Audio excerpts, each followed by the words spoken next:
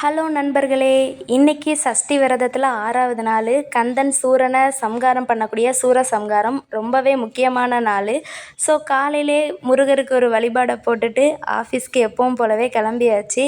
திங்கட்கிழமை அதுவுமா இன்னைக்கு என்ன சாப்பாடு அப்படின்னா, மத்தியானத்துக்கு புளி சாதம், அது கூடவே கருப்பு சுண்டல், அது மட்டும் இல்லாமல் காலையிலைக்கு உப்புமா வச்சுருந்தாங்க. ஸோ அதையும் எடுத்துகிட்டு ஆஃபீஸ்க்கு கிளம்பியாச்சு. இங்கே பார்த்திங்கன்னா ஒரே மழை வேகமாகவும் பெய்ய மாட்டேங்குது. அது அப்படியே அழுதுகிட்டே உட்காந்த மாதிரி ஃபுல்லாக கொஞ்சம் கொஞ்சமாக துளி துளியாக போட்டுகிட்டே இருந்தது. ஆனாலும் வெளியில் போகும்போது கொடை இல்லாமல் என்னால் போகவே முடியல. போகிற வழியெல்லாம் சேரும் சகதியுமாக இருந்தது. சரி ஓகே அப்படின்னு போனால் அங்கே வேறு மெட்ரோ ஒர்க்குக்காரனுங்க அங்கேயும் இங்கேயும் என்னத்தெல்லாமோ தோண்டி போட்டிருக்கிறானுங்க.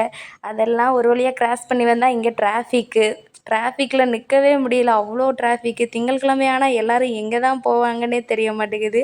அப்படியே போயிட்டுருக்கும்போது ஒரு கோயிலில் வெளியில் பிரசாதம் கொடுத்துட்டு இருந்தாங்க. சரி ஓகே நம்மளும் போயிட்டு கோயிலில் போய் ஒரு அட்டண்டன்ஸை போடலான்னு சொல்லிட்டு உள்ளே பார்த்தா அங்கே முருகருக்கு இன்றைக்கி அபிஷேகம் நடந்துகிட்ருக்குது.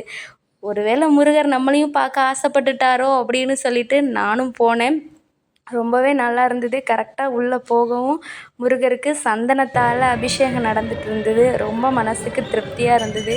சரி இன்றைக்கி நம்மளும் பார்க்கணுன்னு இருந்திருக்குன்னு சொல்லிட்டு அப்படியே பார்த்துட்டு பூ பிரசாதம் எல்லாம் வாங்கிட்டு வந்தாச்சு. அது மட்டும் இல்லாமல் ஆஃபீஸ்லேயும் இன்றைக்கி விளக்கு ஏற்றியாச்சு. ஏற்றுனது மட்டும் இல்லாமல் இந்த அலங்கார வீடியோ ஃபுல்லாக நம்மளோட சேனலில் அப்லோட் பண்ணியிருக்கேன். உங்களுக்கு பூ கட்டுறது எப்படி அப்படிங்கிறது எல்லாமே அதில் லிங்க் பண்ணியிருக்கேன். பாருங்கள். பாய்.